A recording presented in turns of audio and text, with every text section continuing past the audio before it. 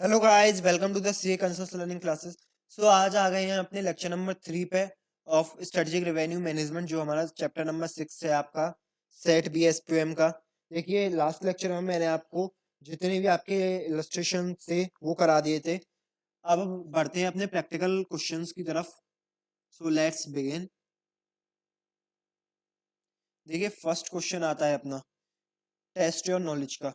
देखिए, सबसे पहले देखिए क्वेश्चन पूछता क्या है। देखो, क्वेश्चन पूछ रहा है आपका advice the S on assuming the plan. मतलब कुछ तो प्लान दिया गया है क्वेश्चन में, कुछ तो प्रेजेंट कंडीशन है या फिर कुछ प्रपोज कंडीशन दे रखी होगी। उसमें आपको ये बताना है या प्रेजेंट बेटर है या प्रपोज बेटर है। ऐसे क्वेश्चंस को जब भी आप सॉल्व करें तो सबसे पहले तो वो देखिए क्वेश्चन पूछता क्या है। दूसरा ये देखिए जितनी भी न्यूमेरिकल फिगर्स हैं उनको सबसे पहले हाईलाइट करते हुए चलिए। देखो, प्रेजेंट कंडीशन के बारे में क्या इन्फॉर्मेशन दे रखी है कि एक स्कूल है एस, वो उसमें 1600 बच्चे हैं और जो उसमें 3 क्लर्कों की हमको जरूरत पड़ती है और ईच क्लर्क को वो 90 पर आवर्स का पेमेंट करते हैं। 4 घंटे के लिए क्लर्क एम्प्लॉय होता है, 240 दिन के लिए एम्प्लॉय होता है। मतलब 4 घंटे के लिए 3 क्लर्क 90 रुपए के हिसाब से 240 दिन के लिए एम्प्लॉयड है। ये हमारा प्रेजेंट सिस्टम है। कंपनी चाहती है एक वायरलेस सिस्टम इंट्रोड्यूस करना। कंपनी मतलब स्कूल चाहता है एक वायरलेस सिस्टम इंट्रोड्यूस हो जाए जिसकी कॉस्ट 1.25 लाख रुपए है और सेटअप कॉस्ट है मतलब ऑपरेटिंग कॉस्ट है आपकी 36,000 पर ईयर की ऑपरेटिंग कॉस्ट उसको लगेगी। अब जो स्कूल है वो बिलीव करता है कि ये जो सिस्टम है,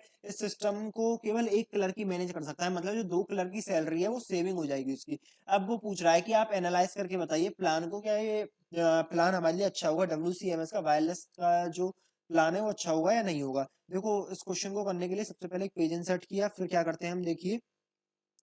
सबसे पहले हम प्रेजेंट सिचुएशन है जो उसको सॉल्व करते हैं। देखो, प्रेजेंट सिचुएशन है वो क्या बोल रही है। प्रेजेंट में हमको पता है कि हमारे 3 क्लर्क हमारे पास एम्प्लॉयड है। 3 क्लर्क एम्प्लॉय है तो 3 क्लर्कों की सबसे पहले आप सैलरी निकालिए। सैलरी निकालिए। अब एक चीज देखिए, आप क्वेश्चन में आपको बता रखा है, इधर देखिए, assuming that the working life is a 3 year, मतलब 5 साल की उसकी लाइफ है WCMS की। मतलब जो वायरलेस सिस्टम है उसकी 5 साल की लाइफ है और इग्नोर करने के लिए कह रहा है हमको टाइम वैल्यू ऑफ मनी। मतलब हमको टाइम वैल्यू ऑफ मनी का कुछ भी ध्यान नहीं रखना है। तो इस हिसाब से हम अपना क्वेश्चन सॉल्व करते हैं। देखो, प्रेजेंट कंडीशन क्या होती है। प्रेजेंट की जो सिचुएशन है, प्रेजेंट में हमारे जो आपके 3 क्लर्क लग रहे हैं, कितने के हिसाब से लग रहे हैं, 90 रुपए पर आवर के हिसाब से लग रहे हैं। आर कितने, 4 घंटे वो काम कर रहे हैं। 240 हमारे दिन है साल के। तो ये हमारे 3 क्लर्कों को पेमेंट जाएगी। अब क्योंकि हम 5 साल के लिए निकाल रहे हैं, 5 साल के लिए WCMS की वर्किंग लाइफ है, इसलिए हम जो क्लर्कों की वो होगी सैलरी उसको भी 5 साल के लिए ही कैलकुलेट करेंगे। मैं कैलसी ढूंढता हूँ, एक सेकेंड।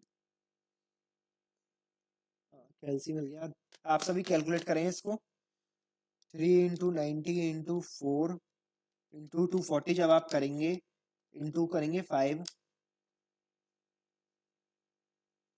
देन जो आपका आंसर निकल के आता है वो आता है 12,96,000। मतलब जो प्रेजेंट सिचुएशन हमारी चल रही है, प्रेजेंट सिचुएशन में जो हमारे कॉस्ट लग रही है वो कॉस्ट कितनी है, वो है 12,96,000 की।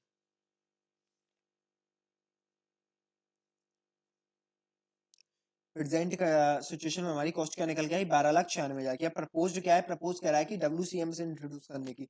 जब WCMS आप इंट्रोड्यूस करा रहे हैं तब उसने बताया हमको एक सिस्टम की कॉस्ट लगेगी 1,25,000 सेटअप की कॉस्ट है हमारी, प्लस जो ऑपरेटिंग कॉस्ट पर ईयर आपको लग रही है वो कितनी, 36,000 पर ईयर आपको ऑपरेटिंग कॉस्ट लगेगी। हम कितने साल का कैलकुलेट कर रहे हैं, 5 साल का, इसलिए ऑपरेटिंग कॉस्ट भी 5 साल की लगेगी। प्लस में एक जो क्लर्क है, अब क्लर्क हमारे 3 ना होकर एक क्लर्क होगा। एक क्लर्क जिसको हम 90 रुपए के हिसाब से पेमेंट कर रहे हैं, 4 घंटे वो काम करता है, 240 दिन के लिए उसको पेमेंट करी जाएगी। और कितने साल के लिए पेमेंट, कितने साल के लिए निकाल रहे हैं, 5 साल के लिए, इसलिए मल्टीप्लाई बाय 5 कर देंगे। देन आप इस इक्वेशन को सॉल्व करते हैं, आपका क्या आंसर निकल गया है, 36,000 इंटू 5 करेंगे आप। देन 1,80,000, इसमें 1.25 लाख आप ऐड कीजिए। फिर आप 90 इंटू 240 इंटू 5, 4 32, तो आपका जो आंसर निकल के आता है वो आता है 7,37,000 रुपए की आपकी WCMS में कॉस्ट आती है। तो आपका जो नेट बेनिफिट क्या आता है नए सिस्टम को, प्रपोज सिस्टम से जो बेनिफिट आएगा 12,96,000 लेस 7,37,000। तो आपका जो नेट बेनिफिट निकल के आता है WCMS से वो आता है 5,59,000। इसलिए हम भैया स्कूल से कहेंगे कि आप अपने जो WCMS का सिस्टम है इंट्रोड्यूस कर दीजिए, क्योंकि भैया हमको जो नेट बेनिफिट है वो 5,59,000 का हो रहा है। सो आगे बढ़ते हैं अपने प्रैक्टिकल क्वेश्चन नंबर 2 पर। देखिए क्वेश्चंस बड़े ही इजी है, सिंपल है। अगर एक बार आप इनका कॉन्सेप्ट समझ लेंगे तो आपको हमेशा हमेशा के लिए याद हो जाएंगे। तो इसलिए आप केवल कॉन्सेप्ट बिल्डिंग पे ध्यान रखें। जो जैसे जैसा क्वेश्चन पूछता है वैसा वैसा उसको आप क्वेश्चन आंसर को फ्रेम करते जाए, आपका आंसर अपने आप ही बन जाएगा। देखिए दूसरा क्वेश्चन सबसे पहले मैंने जैसे बताया, आप पढ़िए, पूछता क्या है, recommend the minimum amount at the Allah should charge. मतलब कुछ अल्लाह से पूछ रहे हैं कि मिनिमम प्राइस क्या चार्ज होना चाहिए। देखो ऊपर की ये फालतू की जो इन्फॉर्मेशन दे रखी है बकवास है, इस इन्फॉर्मेशन को आप काट दीजिए, बकवास। देखना क्या है हमको, पढ़ना जो मेन क्वेश्चन स्टार्ट होता है वो यहाँ से होता है। The average of the IMX show station attract, मतलब 120 लीटर, मतलब ये क्वेश्चन है आपका एक सिनेमा के ऊपर है। सिनेमा में क्या होता है, देखिए ये तुम्हारा आल्या एक सिनेमा रन करती है। उस सिनेमा में एक शो होता है, उस शो में 120 विजिटर्स होते हैं, आपके 50 चिल्ड्रन 70 एडल्ट। फालतू की बकवास दे रखी है, जिसमें से वो चिल्ड्रन के लिए 160 पर 160 चार्ज करते हैं और एडल्ट्स के लिए 200 चार्ज करते हैं, ठीक है। आल्या ने एस्टिमेट किया एक शो को चलाने की हमारी जो कॉस्ट आती है वो आती है 10,000 रुपये, ठीक है। और जो फिक्स जो कॉस्ट आती है वो आती है 7500 रुपये, जो कि एलोकेटेड की गई है, ठीक है। अब एक स्कूल पहुंचता है आल्या के पास कि भैया हमको बच्चों के लिए शो लगाना है, 8th क्लास के बच्चों के लिए हमको एक शो कराना है, जिसमें से कि 100 बच्चे रहेंगे, 5 टीचर रहेंगे, ठीक है। अब वो पूछ रहा है हमसे, the school asked the ally for the price to quote, मतलब वो प्राइस कोट करने के लिए कह रहा है, आल्या तो अपना प्राइस बताओ, तुम्हारे थिएटर में हमारे बच्चे एक शो देखेंगे प्लेनेट एंड सोलर सिस्टम का, ठीक है। The special show will take place 8:30 बजे से शुरू हुआ जिस दिन, ये लाइन बड़ी ही इंपॉर्टेंट है, इसका याद रखना। जिस दिन जो हमारा आई मैक्स है वो यूजली नॉट ओपन, मतलब वो शट डाउन रहता है उस टाइम पे, 8:30 बजे, सुबह के 8:30 बजे। अब देखो, अब ये हमसे पूछ रहा है कि आल्या को मिनिमम प्राइस कौन सा कोट करना चाहिए। देखो क्वेश्चन में सबसे पहले आप देखिए कि जो सबसे मेन फोकस वाली लाइन है वो ये वाली लाइन है कि special show will take place सुबह के 8:30 बजे, जिसमें IMX नॉट यूजली ओपन, मतलब जब आपका IMX ओपन ही नहीं होता, मतलब जो आपका थिएटर है वो उसमें थिएटर में जो शो लगता है उस दौरान ओपन नहीं होता, तो फिर जो आपका रेवेन्यू का लॉस है वो तो कुछ होगा ही नहीं। मतलब जैसे आपका थिएटर रेगुलरली चलता है, अब जो थिएटर की ओपनिंग टाइम है वो सुबह के 10 बजे से है, लेकिन आपको जो स्कूल शो लगवाने कह रहा है वो 8:30 बजे से कह रहा है, तो आपको कोई रेवेन्यू का नुकसान होगा? कोई भी रेवेन्यू का नुकसान नहीं होगा अल्लाह का। इसलिए जो ये फालतू ये इन्फॉर्मेशन है वो फालतू की इन्फॉर्मेशन बन जाती है, क्योंकि उसका रेवेन्यू का कोई नुकसान ही नहीं होगा, तो इसको हमको कंसीडर करने की जरूरत ही नहीं है। फिर आता है हमारा कि शो की जो कॉस्ट लगती है वो कॉस्ट तो भैया 8:30 बजे चला लो चाहे 10 बजे चला लो तो लगेगी लगेगी, इसलिए जो 10,000 की कॉस्ट है वो तो लगेगी लगेगी। बट जो हमारा लॉस ऑफ कंट्रीब्यूशन है 120 विजिटर से, वो नहीं होगा। दूसरा फिक्स्ड कॉस्ट दे रखी है हमको 7500 रुपए की। अब क्योंकि जो थिएटर है, आप वो उस थिएटर में आप स्पेशल शो लगाएं या ना लगाएं, फिक्स्ड कॉस्ट तो इनकर होगी होगी, इसलिए ये कॉस्ट हमारी इरेलीवेंट कॉस्ट है, तो हमको ये डिसीजन मेकिंग के लिए इसको कंसिडर करेंगे नहीं। तो फिर इस हिसाब से जो मिनिमम प्राइस है जो आलिया को शुड चार्ज करना चाहिए वो है उसकी कॉस्ट, मतलब कॉस्ट क्या आती है, कॉस्ट है आपकी 10,000 रुपए। उस शो को चलाने के लिए उसको 10,000 रुपए की कॉस्ट आएगी, इसलिए हम कहेंगे आलिया कि तुम कम से कम 10,000 रुपए चार्ज कर लेना, इससे ज्यादा तुम कितना भी चार्ज करो लेकिन मिनिमम तुम्हारा 10,000 होना चाहिए। देखिए आंसर में भी यही दे रखा है, एक बार मैं आपको दिखा देता हूँ आंसर।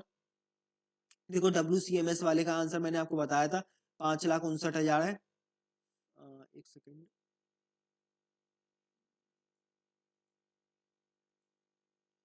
देखिए WCMS वाले फर्स्ट क्वेश्चन का आंसर आ गया है 5,59,000। दूसरे क्वेश्चन का मैंने बताया मिनिमम प्राइस जो आपको चार्ज करना है वो करना है 10,000 का, क्योंकि 8:30 बजे जो हमारा IMX है वो क्लोज होता है। क्लोज होने का मतलब ये है उसका कोई भी रेवेन्यू का कोई नुकसान नहीं होगा, इसलिए केवल 10,000 की जो कॉस्ट है वो रेलिवेंट है। फिक्स्ड कॉस्ट हम कंसीडर इसलिए नहीं करेंगे क्योंकि भैया शो हो या ना हो वो कॉस्ट तो इनकर होगी होगी। 2 मिनट आप इसको एब्जॉर्व कीजिए।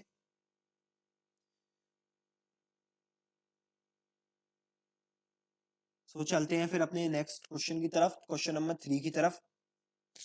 देखिए जैसा कि मैंने बताया, सबसे पहले देखिए पूछ क्या रहा है क्वेश्चन, पूछ रहा है आपसे discuss the reason behind the dropping the profitable client. ये बेसिकली एक थ्योरी का क्वेश्चन है, फिर भी मैं आपको बता देता हूँ कि एक कंपनी थी, उसमें 150 पर्सन अपने 150 एम्प्लॉयज लगे हुए थे। वो 150 पर्सन इंजीनियरिंग कंपनी है, ठीक है। Decided its first time to company biggest client, मतलब एक कंपनी का बिगेस्ट क्लाइंट था, मतलब एक कंपनी थी उसका जो एक मेजर रेवेन्यू देने वाला क्लाइंट था, कस्टमर था, जो 60% ऑफ द कंपनी का रेवेन्यू दे रहा था।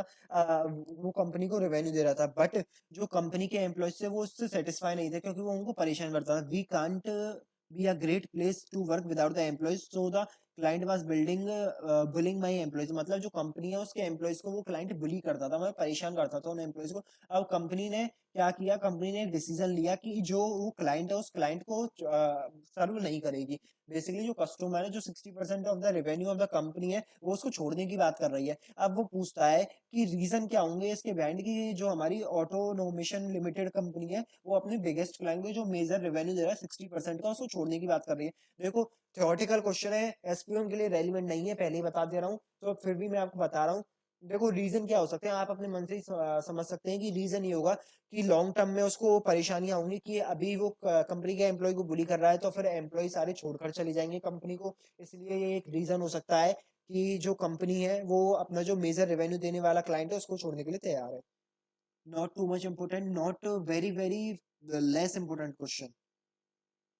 आगे बढ़ते हैं अपने प्रैक्टिकल क्वेश्चन नंबर 4 की तरफ। देखो 4 एक ऐसा क्वेश्चन है, बहुत ही ज्यादा इंपॉर्टेंट क्वेश्चन है, ग्राफिकल क्वेश्चन है। अगर आया एसपीएम में तो अच्छे खासे नंबर्स के लिए आएगा, कम से कम 4 नंबर के लिए आएगा ये क्वेश्चन, तो इसको आप समझिए। देखो ये फालतू की बकवास दे रखी है क्वेश्चन की शुरुआत में, ना पढ़े इसको, बकवास है, क्योंकि एसपीएम एग्जाम है। सबसे पहले देखिए पूछता क्या है क्वेश्चन। क्वेश्चन पूछ रहा है analyse a profit improvement plan. Profit improvement plan के बारे में देखो, इधर से आप क्वेश्चन को रीड करना चालू कीजिए। हाँ देखिए निक्को, मैं आपको इधर की जो स्टोरी है वो शॉर्ट में बता देता हूँ, हुआ क्या था। इधर क्या हुआ है कि एक होटल है निक्को, वो उसमें जो 25 क्लासिक रूम्स होते हैं अपने, 25 उसमें रूम है निक्को में। और जो निक्को है वो एक होटल है, बेसिकली का गेस्ट हाउस है, जिसमें कि वो लोगों को ठहराता है, ठीक है, एक बीच रिसोर्ट है। अब देखो कहानी क्या चलती है, कहानी ये चलती है, जो निक्को हमारा होटल है वो चार्ज करता है अपने गेस्ट से 2700 पर रूम नाइट, 2700 की मतलब पर रूम नाइट का वो लेता है। वेरिएबल कॉस्ट जिसमें उसकी 900 रुपये आती है, ठीक है। जो निक्को है वो 365 दिन काम करता है, जो उसकी ऑक्यूपेंसी होती है वो 75% की होती है, और फिक्स्ड कॉस्ट उसने अपनी बजटेड करी है 9 मिलियन की, ठीक है। ये हमारी प्रेजेंट कंडीशन है, प्रेजेंट जो कंडीशन है वो ये चल रही है। अब प्रपोज कंडीशन क्या आती है, अब जो क्वार्टर 2 है उसमें क्या हो रहा है, क्वार्टर 2 में जो रूम की ऑक्यूपेंसी रेट है वो मतलब लो हो जाएगी, ऐसा उस जो निको है उसने एक्सपेक्ट किया है। तो निको ने एक्सपेक्ट किया कि जो तो क्वार्टर 2 में केवल 900 ही रूम नाइट्स उसकी बिकेंगी, मतलब 900 ही रूम नाइट्स उसकी एक तरीके से फिल होंगी, एक तरीके से उनका ही रेवेन्यू जनरेट होगा, ठीक है। अब मैनेजमेंट क्या कंसीडर कर रहा है, या तो उस क्वार्टर 2 में जो निको है उसको क्लोज डाउन कर दे। एक प्लान तो ये है उसका, एक प्रपोज कंडीशन तो ये है। दूसरी प्रपोज कंडीशन उसकी ये रखता है वो कि हम जैसे ही निक्को को बंद करेंगे तो एक इटालियन स्टाइल का रेस्टोरेंट ओपन कर देंगे निक्को की जगह, क्योंकि निक्को में काफी जगह है, उधर हम एक रेस्टोरेंट स्टार्ट कर सकते हैं, जिसका जो मतलब जैसे ही उसने क्वार्टर 2 में अपना रिसोर्ट बंद किया और होटल इटालियन स्टाइल का होटल चालू किया, देन उसका जो रेवेन्यू वगैरह की इन्फॉर्मेशन है वो इस ग्राफ में हमको दे रखी है, ठीक है। इस ग्राफ में उसकी इन्फॉर्मेशन दे रखी है।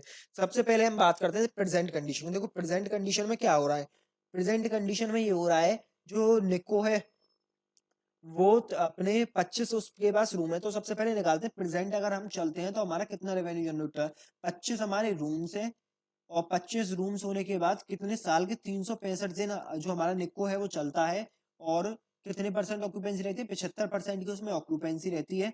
इनटू करेंगे आप जो आपका कंट्रीब्यूशन निकाल रहे हैं, तो कंट्रीब्यूशन का फॉर्मूला था selling price minus variable cost. Variable cost कितनी है आपकी, सेलिंग प्राइस 2700 हो गया, वेरिएबल कॉस्ट हमने देखा 900 क्वेश्चन में दे रखी है, इस हिसाब से हमारा कंट्रीब्यूशन आ जाएगा आपका। ये आपका टोटल कंट्रीब्यूशन निकल के आएगा। टोटल कंट्रीब्यूशन कितना आता है, 2700 माइनस 900 करेंगे आप, इंटू करेंगे आप कितने आपकी रूम नाइट से 25 इंटू 365, इंटू करेंगे आप 75% आपकी ऑक्यूपेंसी रहती है, तो आपका जो टोटल कंट्रीब्यूशन निकल के आता है वो आता है 12 लाख, वो एक सेकेंड, 1,23,18,750 का कंट्रीब्यूशन आपका निकल के आता है, 1,18,0750 का। इसमें से आप वेरिएबल कॉस्ट लेस करेंगे, आपकी 9 मिलियन की है, 9 मिलियन की आपकी वेरिएबल कॉस्ट हो गई। देन आपका आंसर क्या निकल के आएगा, आपका जो टोटल कंट्रीब्यूशन निकल के आता है वो आता है 33,18,750 का आपका कंट्रीब्यूशन निकल के आएगा। अगर आप निक्को को ऐसे ही रहने देंगे, मतलब प्रेजेंट कंडीशन में जो बेनिफिट निकल के आता है वो आता है आपका 33,18,750 का।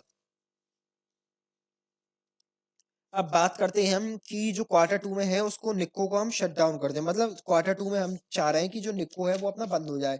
क्वार्टर 2 में अगर आप निक्को को बंद कर देंगे तो आपका जो रेवेन्यू का लॉस होगा वो कितना होगा, देखिए आप प्रेजेंट कंडीशन जो आ रही है 33,18,750, आपको जो आईसीआई की मॉड्यूल है उसमें आंसर में डिफरेंस मिलेगा। आंसर में डिफरेंस इसलिए मिलेगा क्योंकि वो पॉइंट का राउंड ऑफ है और कुछ नहीं है। देखो मैं दिखाता हूँ आपको।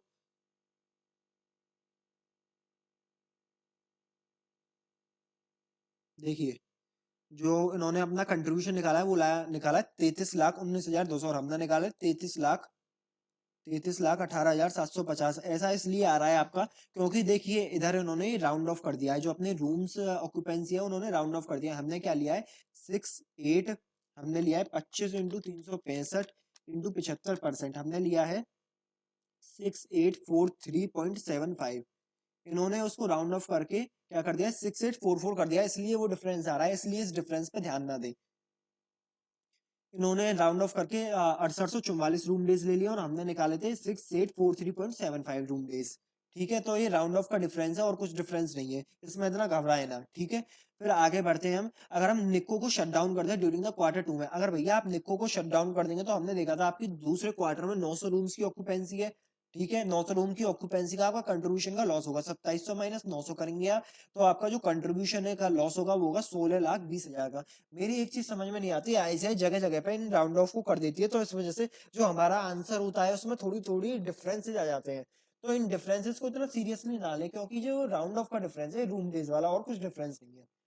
अगर आप राउंड ऑफ करके करना चाहे तो सेम वही आंसर आपका निकल के आ जाएगा। 6844 इंटू कर दीजिए आप कंट्रीब्यूशन, माइनस कर दीजिए आपकी जो फिक्स्ड कॉस्ट है, ऐसा ही मैंने आपको बताया। ठीक है, अब देखो क्वार्टर 2 में अगर हम उसको बंद कर देंगे तो भैया हमारा कंट्रीब्यूशन का लॉस कितना होगा 2700 माइनस 900 हमारा कंट्रीब्यूशन आ रहा है।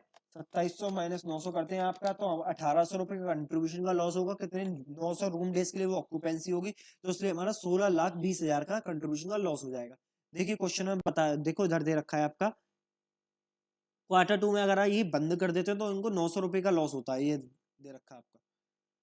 900 इनकी ऑक्यूपेंसी रेट है, अगर क्वार्टर 2 में बंद कर देंगे 900 जो रूम डेज है उसका लॉस हो जाएगा। तो इसलिए हम कहेंगे भैया बंद करना तो बेवकूफी है, बंद तो आप कतई मत करना। तीसरी सिचुएशन उन्होंने दे रखी है कि ये एक इटालियन रेस्टोरेंट खोल देंगे उसकी जगह। देखो इटालियन रेस्टोरेंट खोल देंगे तो उनका जो कंबाइंड ऑपरेशन होगा रेस्टोरेंट का और जो निक्को का बाकी 3 क्वार्टर जो ऑपरेट करेगा उसका ग्राफ हमको ये दे रखा है। थोड़ा छोटा करता हूँ इसको। हाँ देखिए पूरा ग्राफ आ गया इसमें। इस ग्राफ को देख के आपको बहुत सारी चीजें एनालाइज करने को मिलेंगी। सबसे पहले आप देख रहे होंगे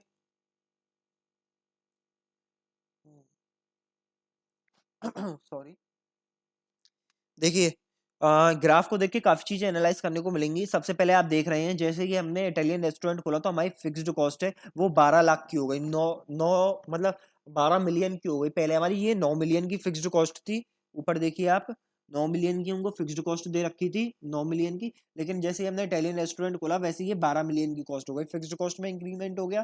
दूसरा हम निकालेंगे सेलिंग प्राइस, हमारा क्या हुआ सेलिंग प्राइस देखिए जो हमारी सेल्स है वो 30 मिलियन की हो गई। 30 मिलियन की सेल पे हमारी मतलब 30 मिलियन की सेल पे हम कितने रूम डेज सेल कर पा रहे हैं, आप देख रहे होंगे इन सब में जो डिफरेंस है वो 1500 रुपए का डिफरेंस है। 4500 प्लस 1500 6000, 6000 प्लस 1500 7,500। देन इधर क्या आएगा आपका, इधर आएगा आपका 8250। कैसे आएगा आपका, आप देख रहे हैं 4500 प्लस 6000, वो 6000 माइनस 4500 जब आप करते हैं तो हमारा 1500 रुपए का डिफरेंस आ रहा है इन दोनों कॉलमों के बीच में। जब हमारा इन दोनों कॉलमों के बीच में 1500 रुपए का डिफरेंस आ रहा है तो एक कॉलम के बीच में कितना डिफरेंस होगा, एक कॉलम के बीच में होगा हमारा 750 का डिफरेंस। तो आप जब इसमें से 7500 प्लस 750 करेंगे तो आपका आंसर निकल के आता है 8250। तो इधर जो हमारी सेलिंग क्वांटिटी होगी वो होगी 8250 रुपए। तो 30 मिलियन का जब हम रेवेन्यू जनरेट कर रहे हैं तो हम कितने रूम डेज सेल कर रहे होंगे 8250 रूम डेज सेल कर रहे होंगे। तो इसका मतलब हमारा जो सेलिंग प्राइस है वो कितना होगा 30 मिलियन डिवाइडेड बाय कीजिए आप 8250। देन आपका जो सेलिंग प्राइस निकल के आता है वो आता है 3636.36 ठीक है, ये आपका सेलिंग प्राइस निकल के आता है। अब ऐसी वेरिएबल कॉस्ट निकालेंगे। वेरिएबल कॉस्ट क्या आएगी आपकी, आप देख रहे हैं जो टोटल कॉस्ट है वो हमारी है 23,75,000 इस पॉइंट पे। जब हमारी टोटल कॉस्ट 23,75,000 की है तो आप इसमें से अपनी एक तो फिक्स्ड कॉस्ट लेस कर देंगे। टोटल कॉस्ट में से जब आप फिक्स्ड कॉस्ट लेस करेंगे तो वेरिएबल बचेगी। तो फिक्स्ड कॉस्ट हमारी 12 मिलियन की है। जब 23.75 मिलियन में से 12 मिलियन लेस कर देंगे, डिवाइडेड बाय आप कर दीजिए रूम डेज। रूम डेज कितने, रूम नाइट्स कितनी है, 8250 की। तो आपको वेरिएबल कॉस्ट पर यूनिट का मिल जाएगा 23.75 लेस 12 डिवाइडेड कर दीजिए आप 8250। देन आपको जो निकल के आएगा वो आएगा 1424.24 सो ऑन। ये आपकी वेरिएबल कॉस्ट आ गई। हमको मिल गया अपनी जो नई सेलिंग प्राइस मिल गया, नई वेरिएबल कॉस्ट मिल गई।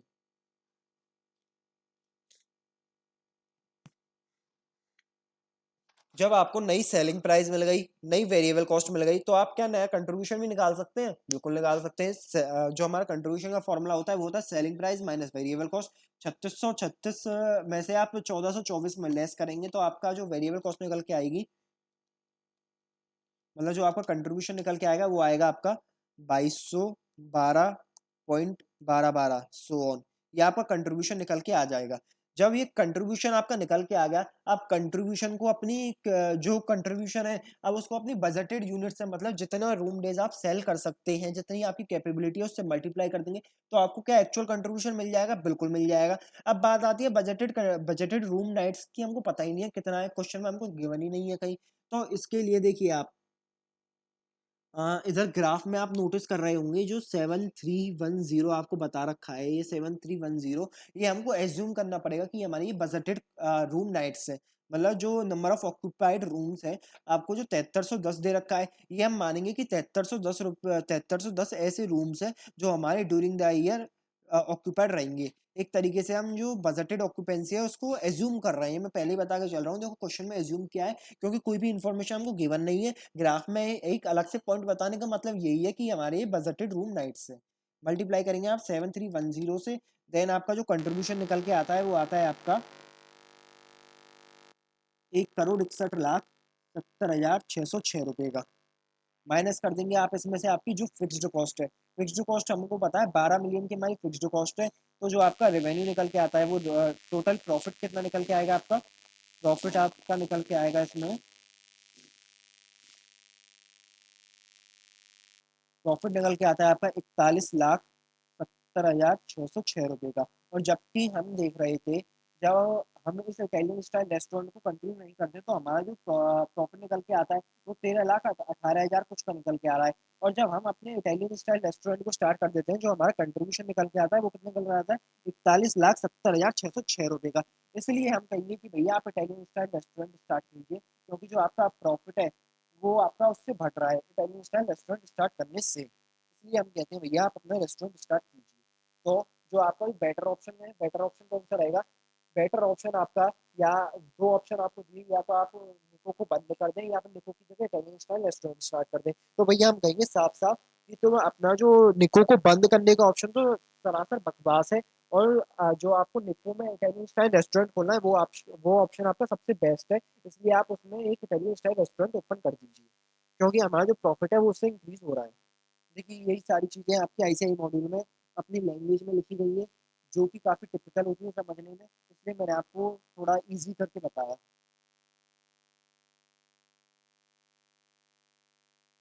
देखिए ओपनिंग का रेस्टोरेंट मैंने बताया आपको, फिक्स्ड कॉस्ट आपकी इंक्रीज हो जाएगी 9 मिलियन से 12 लाख हो जाएगी, मतलब 3 लाख की हमारी फिक्स्ड कॉस्ट इंक्रीज हो जाएगी। आपका रेवेन्यू मैंने बताया कि 3636 का हो जाएगा। जो आपकी वेरिएबल कॉस्ट मैंने बताई वो आपकी 1424 रुपये की हो जाएगी। जब आप इन दोनों को लेस करेंगे तो आपका कंट्रीब्यूशन निकल के आ जाएगा। कंट्रीब्यूशन आपका निकल के आ जाएगा तो आपकी जो 7310 है, मतलब 7310 जो हमने एज्यूम करी थी बजटेड क्वांटिटी, उससे आप मल्टीप्लाई करेंगे तो आपका बजटेड प्रॉफिट निकल के आ जाएगा 41,70,597 का। डाउन डाउन का डिफरेंस की वजह से हो जाएगा। जब आप उसको कैलकुलेट करेंगे कि आपका 41 लाख का प्रॉफिट आ रहा है इटालियन स्टाइल से, तो आप कहेंगे कि भैया आप इटालियन स्टाइल रेस्टोरेंट ओपन कर दीजिए। Nico shall go for opening the Italian style restaurant. देखिए यही सारी चीजें लिखी हुई है, बस फर्क इतना है ये सारी बुकिश लैंग्वेज में लिखी गई है, जो काफी टिपिकल होती है समझने के लिए।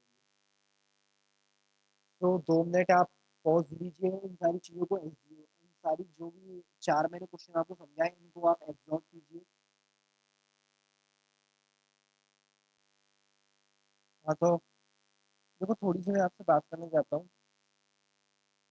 देखिए मैं पूरी कोशिश कर रहा हूँ अपनी कि जो अपने सेट बी के एसपीएम के लेक्चर्स है वो कम से कम लेक्चर्स में आपका पूरा से पूरा एसपीएम कवर हो जाए। तो आप चिंता ना करें कि इतने लेक्चर्स हो रहे हैं या इतने लेक्चर्स की क्वांटिटी लेक्चर्स का जो नंबर है वो बढ़ता जा रहा है। मैं पूरी कोशिश करूँगा आपको अच्छे से अच्छे समझाने की विद इन कम से कम टाइम में। तो आप पढ़ते रहिए पढ़ते रहिए।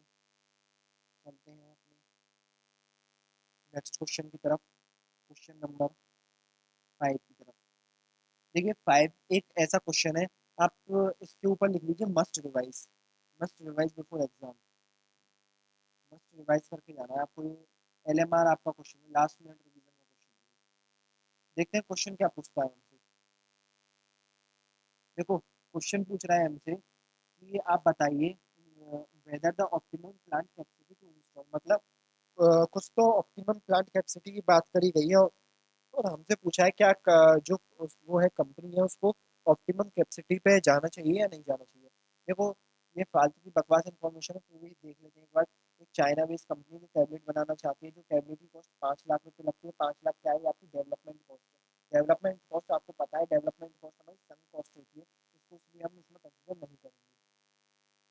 Undergone the extensive research and वो उसने डिसाइड किया फर्म या कंपनी ने कि एक प्लांट की कैपेसिटी या तो 35 लाख वाला प्लांट खरीद सकते हैं या 52 लाख वाला। अगर 35 लाख वाला प्लांट खरीदेंगे वो लोग तो 500 यूनिट प्रोड्यूस कर पाएंगे और 52 लाख वाला खरीदेंगे तो 750 यूनिट प्रोड्यूस कर पाएंगे। ठीक है, अगर 500 यूनिट वाला प्लांट परचेज किया, अब हमसे ये पूछ रहा है कि कौन सा प्लांट इंस्टॉल करना चाहिए, 35 लाख वाला या आपका जो वो है 52 लाख वाला प्लांट इंस्टॉल करना चाहिए।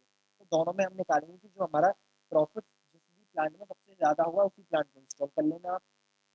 देखो सेल्स के बारे में इंफॉर्मेशन दे रखी है, सेलिंग प्राइस के बारे में दे रखी है, वेरिएबल कॉस्ट बता रखा है, हमको सेल्वेज वैल्यू बता रखा है, प्रॉफिट और पीवी रेशियो बता रखा है। आप इस क्वेश्चन में नोट करने वाली चीज ये है, आपको जो पीवी रेशियो बता रखा है ना, वो इसलिए बता रखा है क्योंकि जो आपको वेरिएबल कॉस्ट बता रखी है 10% ऑफ द सेलिंग प्राइस, ये वेरिएबल कॉस्ट का केवल एक पार्ट है। वेरिएबल कॉस्ट इसके अलावा भी है। देखिए वो कैसे है, मैं क्वेश्चन में सॉल्व करने के लिए आपको बताता हूँ। ब्लैंक पेज लेते हैं। देखो ब्लैंक पेज इंसर्ट करते हैं। देखो सबसे पहले हम बात करते हैं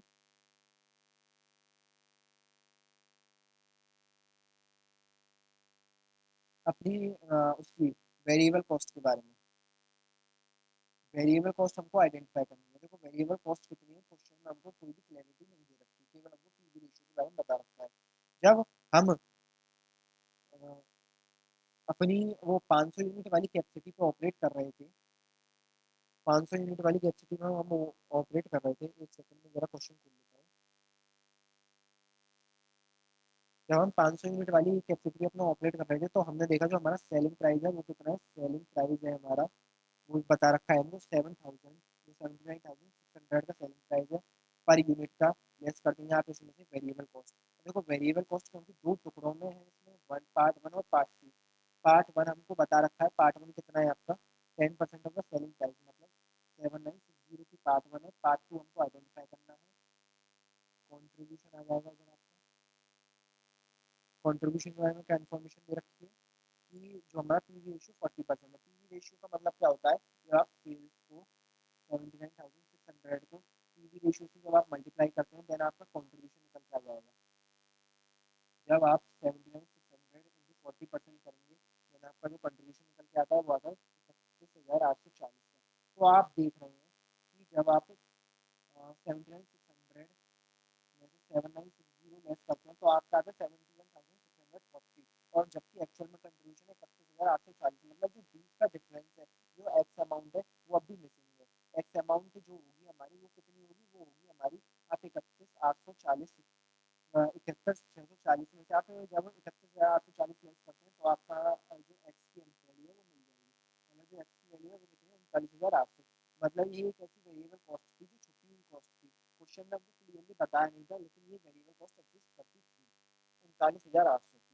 तो हमारी जो टोटल वेरिएबल कॉस्ट है 500 यूनिट वाले स्ट्रक्चर में वो कितनी हो गई, वो हो गई हमारी 47,760 की। ये एक हिडन चीज थी जो क्वेश्चन में बताई गई थी पीवी रेशियो के माध्यम से। अब देखो क्वेश्चन सॉल्व करते हैं अपनी नॉर्मल तरीके से। सबसे पहले लेते हैं दोनों ही कंडीशन में अपनी सेल्स लेते हैं, 500 यूनिट वाली स्ट्रक्चर में भी और 750 यूनिट वाली स्ट्रक्चर में भी। 500 यूनिट वाले में हमको पता है जो हमारी सेल है वो कितनी है, सेल हमको बता रखी है 79600 की। ये पर यूनिट की बात चल रही है अभी तक। तो पर यूनिट को हम मल्टीप्लाई करते हैं इसकी 500 यूनिट से, और इसमें जो सेलिंग प्राइस हमको बता रखी है वो बता रखी है 69,600 का, इंटू करते हैं हम 750 से। तो जो हमारी सेल्स है वो निकल के आ जाएगी। सेल्स कितनी निकल के आएगी हमारी, सेल्स निकल के आएगी 39,800। ये फिगर्स मैं यहाँ पे थाउजेंड्स में ले रहा हूँ, ठीक है। ये जो भी फिगर्स हैं आपके वो आपके थाउजेंड्स में है, क्योंकि काफ़ी बड़ा हो जाएगा लिखने के लिए, इसलिए मैं थाउजेंड्स में फिगर कर दे रहा हूँ।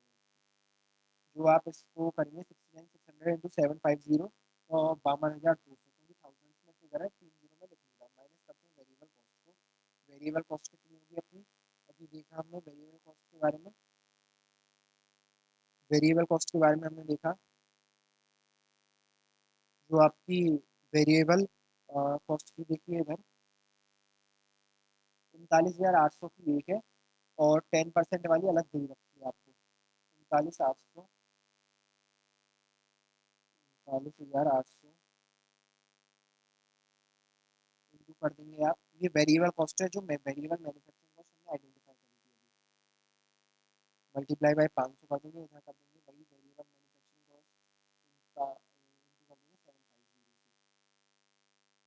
तो वेरिएबल कॉस्ट आपकी इधर निकल के आएगी 19,900 की, इधर निकल के आएगी आपकी 29,850 की। ये सारे फिगर थाउजेंड में है। फिर दोबारा बता रहा हूँ, वेरिएबल कॉस्ट नंबर 1 हो गई। वेरिएबल कॉस्ट नंबर 2 कौन सी थी हमारी, जो हमको क्वेश्चन में बता रखी थी। क्वेश्चन में देखो बता रखी थी इधर, ये रही वेरिएबल सेलिंग कॉस्ट की 10% of the selling price, 10% of the selling price, दोनों में हमको बता रखी है। सेलिंग प्राइस कितना है हमारा, 39,800 का है। तो 39,800 का 10% जब हम लेंगे तो 39,80 होता है। इधर कितना होगा, 5220 होगा, ठीक है। इससे आप अपना कंट्रीब्यूशन निकाल लेंगे। तो ये कंट्रीब्यूशन निकालेंगे, फिर कंट्रीब्यूशन तो आपका निकल ही जाएगा। क्वेश्चन में एक चीज़ और बताई गई है आपको, क्वेश्चन में बताया गया है कि आपका जो सैलवेज वैल्यू है वो दे रखी है दोनों में। प्लांट की इसकी है 6,25,000, इसकी 9 लाख है। सैलवेज वैल्यू का मतलब ऐसी वैल्यू जो प्लांट को बेचने के बाद आपको रियलाइज होगी, तो मतलब ये एक तरीके से आपका प्रॉफिट हो जाएगा। और जो ये आप 35 लाख रुपए जो प्लांट में इन्वेस्ट कर रहे हैं वो आपका एक तरीके से कॉस्ट हो जाएगा। तो हम ओवरऑल प्रॉफिटेबिलिटी निकाल रहे हैं ना, तो इसलिए हम क्या करेंगे, इसलिए हम सबसे पहले जो आपकी कॉस्ट है उसको लेस करते हैं प्लांट की कॉस्ट को। ये 35 लाख वाला प्लांट है, क्योंकि फिगर्स थाउजेंड में है इसलिए 3500, और इधर आएगा आपका 5200। ऐड कर देंगे सैलवेज वैल्यू। सैलवेज वैल्यू हमको क्वेश्चन में गिवन थी, इसकी सैलवेज वैल्यू आपको गिवन थी 6,25,000, इसलिए 625। इधर आएगा आपका 900 रुपये। जब आप इस इक्वेशन को सॉल्व करेंगे तो आपका जो नेट इफेक्ट है वो आपको पता चल जाएगा। नेट प्रॉफिट या नेट लॉस आपको पता चल जाएगा दोनों ही कंडीशन में। जब आप करते हैं इसको सॉल्व, 39,800 लेस 19,900 लेस करेंगे 39,080 एंड 625 लेस 3,500। तो आपका जो नेट प्रॉफिट निकल के आएगा फर्स्ट कंडीशन में 500 यूनिट वाली प्लांट में, वो आएगा 13,045 का। दूसरी कंडीशन आएगा 12,830 का। इससे आपको क्या पता चलता है, इससे आपको पता चलता है कि आपको 500 यूनिट वाला प्लांट भी इंस्टॉल करना चाहिए। 500 यूनिट वाला प्लांट इसलिए इंस्टॉल करना चाहिए जो उससे आपका जो नेट प्रॉफिट है वो ज़्यादा आ रहा है। वो कितने से जा रहा है, 215 से ज़्यादा आ रहा है। इसलिए हम कहेंगे कि आपका जो 500 यूनिट वाला प्लांट है हम तो भैया 500 यूनिट वाले प्लांट को ही इंस्टॉल करेंगे, ठीक है। चलो आगे बढ़ते हैं अपने, इसमें यही पूछा है कौन सा प्लांट आपको इंस्टॉल करना है, तो हम कहेंगे भैया हम 500 यूनिट वाला प्लांट इंस्टॉल करेंगे, क्योंकि इससे हमारा जो नेट प्रॉफिट है वो आएगा 13,045 का। चलो अब चलते हैं अपने प्रैक्टिकल क्वेश्चन नंबर 6 की तरफ। 6 क्या कह रहा है हमसे, देखते हैं क्वेश्चन क्या पूछ रहा है। 6 पूछ रहा है हमसे, analyse the relevant cost of material while deciding whether to accept और नॉट। अच्छा, मैं क्वेश्चन नंबर 5 में आपको मॉड्यूल से दिखा देता हूँ एक बार। मॉड्यूल में क्या दे रखा है आंसर इसका।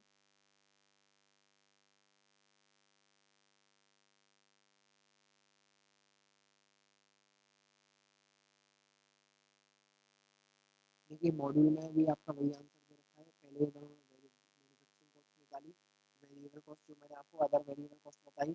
दूसरा फिर उन्होंने सेम तरीके से हमारे तरीके से ही सॉल्व कर रखा है। नेट प्रॉफिट निकाला इन्होंने भी 13,045 और 12,830, इसलिए इन्होंने डेवलपमेंट कॉस्ट के बारे में बताया वो सम कॉस्ट थी, जैसे मैंने आपको शुरुआत में बताया, इसलिए उन्होंने कहा कि आपको 500 यूनिट वाला प्लांट ही इंस्टॉल करना चाहिए। देखो क्वेश्चन नंबर 6 की बात करते हैं। 6 क्या कह रहा है हमारा, देखो 6 पूछ रहा है हमसे, analyse the relevant cost of material while deciding whether to accept और नॉट।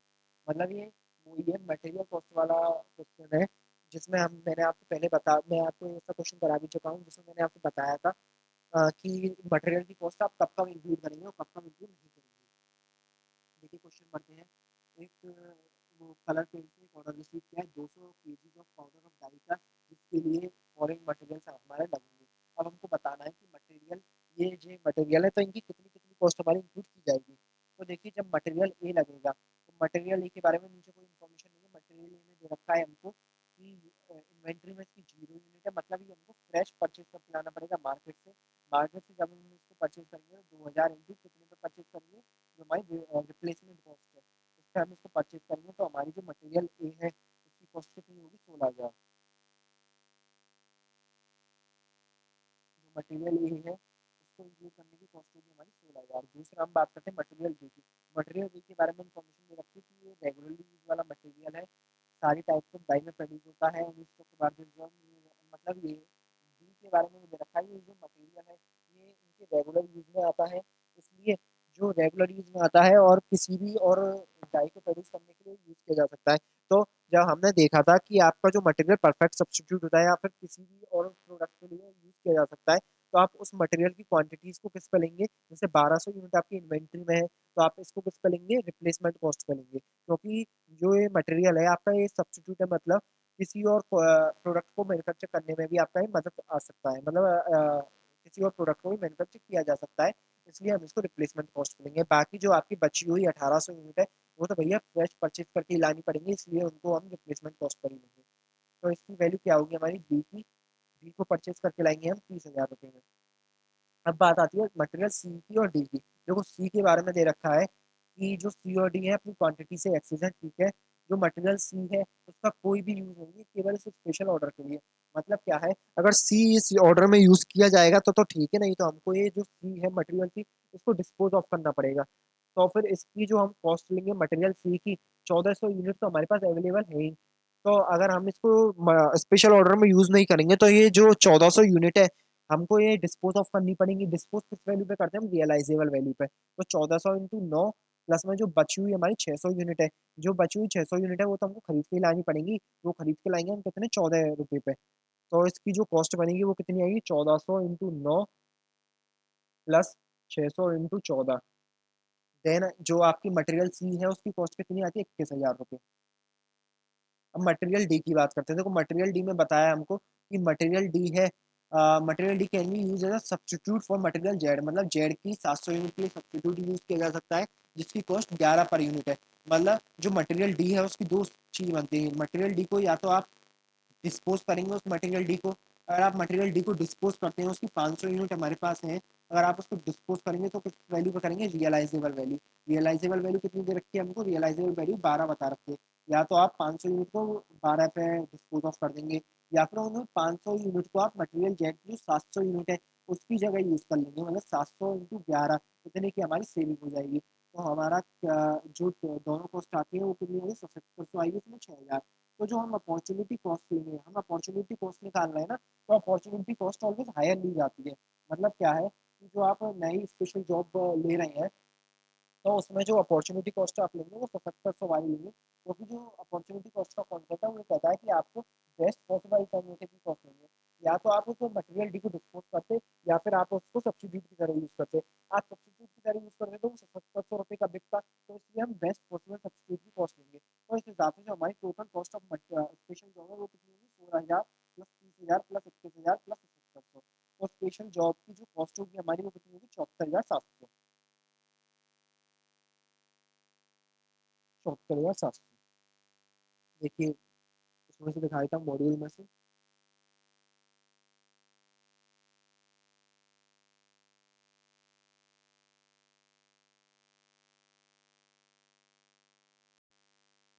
देखिए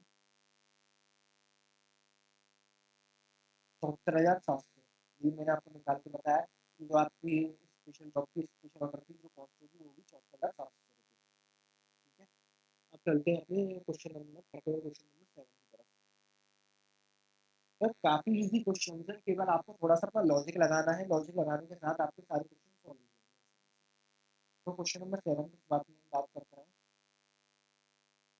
7 बात कर रहे हैं recommend the minimum unit price need to be charge to customer, मतलब वो मिनिमम प्राइस वाला ही क्वेश्चन है ये। पढ़ते हैं क्वेश्चन क्या कह रहा है? क्वेश्चन कह रहा है कि हमसे केमिकल वगैरह ये मैन्युफैक्चर करता है डीजल, और जो केमिकल कुछ तो इसके फास्ट मूविंग होते हैं, कुछ स्लो मूविंग, कुछ नॉन मूविंग होते हैं, ठीक है। अब ये पास स्टॉक है 10 यूनिट का जो कि नॉन मूविंग है, क्योंकि ये नॉन मूविंग है तो इनको तो ये आपको डिस्पोज ही करना पड़ेगा, क्योंकि जो ये इन्वेंट्री आपकी नॉन मूविंग है, इसकी बुक वैल्यू 2400 दे रखी है, रियलाइजेबल वैल्यू 3500 दे रखी है। क्योंकि ये नॉट मूविंग इन्वेंट्री है तो हमको इसको डिस्पोज करना पड़ेगा। डिस्पोज किस कॉस्ट पे करते हैं? डिस्पोज करते हैं हम रियलाइजेबल वैल्यू पे, मतलब 3500 रुपये पे करते हैं। One of the customer of the firm ask supply of 10 unit of the product which require the 10 unit of the non moving inventory, मतलब जो नॉन मूविंग इन्वेंट्री की 10 यूनिट्स है उसमें वो लग जाएंगी उस स्पेशल ऑर्डर में। अब अदर कॉस्ट क्या-क्या है उस ऑर्डर से रिलेटेड, उस ऑर्डर से रिलेटेड क्या-क्या कॉस्ट है? एलोकेटेड ओवरहेड एक्सपेंसेस दे रखे हैं हमको 16 पर यूनिट के, क्योंकि ये फिक्स्ड कॉस्ट है और एलोकेटेड फिक्स्ड कॉस्ट है। मैंने आपको बताया फिक्स्ड कॉस्ट आपकी डिसीजन मेकिंग के एलिमेंट कभी होती नहीं है, क्योंकि आप उस स्पेशल ऑर्डर को एक्सेप्ट करें या रिजेक्ट करें, उससे कोई भी मतलब नहीं है। वो फिक्स्ड कॉस्ट तो आपकी इनकर होगी, इसलिए हम फिक्स्ड कॉस्ट को कंसीडर नहीं करेंगे। आउट ऑफ पॉकेट एक्सपेंस है 50 पर यूनिट। अब देखो कॉस्ट हम निकालते हैं, जो मिनिमम कॉस्ट आपको चार्ज करनी होगी। सबसे पहले आपको उन 10 यूनिट की रियलाइजेबल वैल्यू उससे रिकवर करनी पड़ेगी 3500 रुपए। दूसरा क्या रिकवर करेंगे आप उससे? जो 10 यूनिट है आपकी, उससे आपका 50 पर यूनिट का और खर्चा हो रहा है, मतलब 500 रुपए का और आपका खर्चा हो रहा है, वो रिकवर करेंगे। दूसरा क्या रिकवर करेंगे उससे? दूसरा करेंगे आपका लेबर कॉस्ट 40 40 पर आवर है, और each unit require 2 hours of labour. But एक चीज़ और देखिए, लेबर के बारे में एक बात दी गई है, the labour force required for production were deployed from among the permanent labour, this permanent labour will not due to the loss of contribution, मतलब वही बात आ गई। मैंने आपको बताया था कि परमानेंट लेबर में 2 कैटेगरी होंगी। अगर जो परमानेंट लेबर है वो आइडियल है या आइडियल नहीं है। अगर आइडियल नहीं है वो लेबर, देन जो आइडियल लेबर नहीं है तो उसकी कॉस्ट को हम इंक्लूड करेंगे। अगर वो लेबर अगर वो लेबर आइडियल है, मतलब जो परमानेंट लेबर है हमारी और वो आइडियल बैठी हुई है, खाली बैठी हुई है, तो हम उससे प्रोडक्शन कराते हैं, देन उसकी जो कॉस्ट है उसको हम इंक्लूड नहीं करेंगे। तो इसमें वही बात बताई है, जो हमारी लेबर है वो परमानेंट नेचर की है और जो लेबर है वो खाली बैठी हुई है, इसलिए हम वो लेबर की कॉस्ट को इंक्लूड नहीं करेंगे। लेबर की कॉस्ट इसलिए इंक्लूड नहीं की जाएगी क्योंकि वो परमानेंट लेबर है और वो लेबर हमारी खाली बैठी हुई है। दूसरा क्या बता रखा है हमको? एक अदर मटेरियल की कॉस्ट लगेगी 80 पर यूनिट, मतलब 10 यूनिट वो रिक्वायर्ड है स्पेशल ऑर्डर के लिए, तो इसकी हमारी कितनी 800 रुपये इसके लगेंगे। तो हमारा जो मिनिमम प्राइस होगा वो कितना होगा? 4800 रुपये। आपको मिनिमम प्राइस कितना चार्ज करना है? उससे 4800 रुपये आपको चार्ज करना होगा। ठीक है, अब बात आती है 4800 रुपये आपको 10 यूनिट के लिए चार्ज करने पड़ेंगे, और इस हिसाब से आपकी जो पर यूनिट के लिए आपको कितना मिनिमम प्राइस चार्ज करना है वो होगा 480 रुपये पर यूनिट के लिए। फिर वो पूछ रहा है हमसे analyse with the reason for the inclusion and exclusion of the cost, वो मैंने आपको अभी बता ही दिया। वो थ्योरी में आपको लिखा हुआ मिल जाएगा, जो जो मैंने आपको बताया मटेरियल की कॉस्ट हम रियलाइजेबल वैल्यू पे इंक्लूड करेंगे, क्योंकि जो मटेरियल है वो किसी और काम में नहीं आ सकता, वो हमको डिस्पोज करना पड़ेगा। डिस्पोज करने के लिए हम रियलाइजेबल वैल्यू लेते हैं, इसलिए हमने रियलाइजेबल वैल्यू अपॉर्चुनिटी कॉस्ट मान ली। दूसरा, जो हमारा लेबर है वो परमानेंट लेबर है, परमानेंट नेचर की लेबर है और वो लेबर हमारी खाली बैठी है, इसलिए हम उसकी कॉस्ट इंक्लूड नहीं करेंगे। बाकी जो कॉस्ट है वो इन्कर्ड होगी उस डायरेक्टली उस स्पेशल जॉब के लिए, उस स्पेशल प्रोडक्ट के लिए, इसलिए उसको इंक्लूड किया है। ये सारी चीज़ें थ्योरी में लिखी गई है। Analyse the pricing of perfect competition में पॉलिसी पूछ रहा है। देखो परफेक्ट कंपटीशन मैंने तो भैया मालिक की तो चलती नहीं है, परफेक्ट कंपटीशन में लाके जो मार्केट में प्राइस डिसाइड कर दिया, डिमांड एंड सप्लाई में वही प्राइस चलता है। इसलिए जब आपकी फर्म परफेक्ट कंपटीशन में होगी तो प्राइस होगा वो मार्केट डिसाइड करेगी, ना कि आप। तो बढ़ते हैं अपने प्रैक्टिकल क्वेश्चन नंबर 8 की तरफ। देखिए आपको समझ में तो आ रहा है ना जो मैं आपको समझा रहा हूँ? कमेंट्स में जरूर मैसेज करके बताएं अगर मेरे को कोई इम्प्रूवमेंट करने की जरूरत है या फिर किसी भी जरूरत है तो आप मेरे को अपने रिव्यू कमेंट में दे सकते हैं। अब क्वेश्चन नंबर 8 हमसे पूछ रहा है prepare and analyse this showing the impact of dropping the flight GT 022, मतलब एक इस क्वेश्चन में हो क्या रहा है, देखो मैं आपको क्वेश्चन की जो थ्योरी है वो वैसे ही बता देता हूँ, क्योंकि आपका खामखा टाइम वेस्ट होगा इतना बड़ा क्वेश्चन पढ़ने का। मैंने ये क्वेश्चन पढ़े हुए हैं। देखो इसमें ये बता रहा है, एक golden Pacific SG Pacific airlines limited है, उसकी फ्लाइट चलती है GP022। अब वो क्या चाहता है, GP22 को वो फ्लाइट को कैंसिल करना चाहता है। मतलब वो चाहता है कि अगर वो इस फ्लाइट को उड़ा रहा है तो उसका जो खर्चा, मतलब उसका जो नुकसान हो रहा है 1,58,00,000 का, तो उसके हिसाब से नुकसान हो रहा है। वो चाहता है, जो एयरपोर्ट है, जो कंपनी है, वो चाहती है कि वो इस फ्लाइट को ड्रॉप कर दे, जिससे कि उसका 1,58,00,000 का नुकसान बच जाए। अब हमको ये बताना है, क्या उसको फ्लाइट को ड्रॉप करना चाहिए या नहीं करना चाहिए। देखो उसके लिए मैं आपको एक ब्लैंक पेपर पे समझाता हूँ। सबसे पहले हम देखेंगे हमको क्या-क्या बेनिफिट होगा और क्या-क्या लॉसेस होंगे हमको, अगर हम फ्लाइट को ड्रॉप कर देते हैं तो। देखिए, सबसे पहले हम बात करते हैं लॉस क्या होगा हमको। देखो लॉस, सबसे बड़ा लॉस होगा हमारा कंट्रीब्यूशन का। कंट्रीब्यूशन का कितना लॉस होगा, कंट्रीब्यूशन का लॉस देखिए दे रखा है क्वेश्चन में। आपको 5,88,000 का कंट्रीब्यूशन का लॉस आएगा अगर इस फ्लाइट को आप नहीं चलाएँगे तो। सबसे पहले हमारा जो लॉस आता है वो अगर 5,88,000 का, तो हमारा कंट्रीब्यूशन का लॉस हो जाएगा। फिर हम बात करते हैं बेनिफिट हमको क्या-क्या मिलेंगे अगर हम इस फ्लाइट को ड्रॉप कर देते हैं। तो बेनिफिट आपको केवल उसके मिलेंगे, वेरिएबल कॉस्ट की। मतलब जो आपकी फिक्स्ड कॉस्ट है, आप फ्लाइट चलाएँ या ना चलाएँ, वो तो उनका जो भी होगी। तो इसलिए जो भी आपको बेनिफिट या सेविंग जो भी होगी आपकी, वो होगी वेरिएबल कॉस्ट की। तो सबसे पहले हम ये आइडेंटिफाई करते हैं कि हमारी वेरिएबल कॉस्ट कौन-कौन सी है। देखो क्वेश्चन में ही बता रखा है आपको, क्वेश्चन में बता रखा है आपको, members of the flight crew are paid fixed salary, whereas the flight assistant are paid by flight. मतलब जो फ्लाइट असिस्टेंट की सैलरी है वो वेरिएबल है, तो क्रू की सैलरी है वो फिक्स्ड है।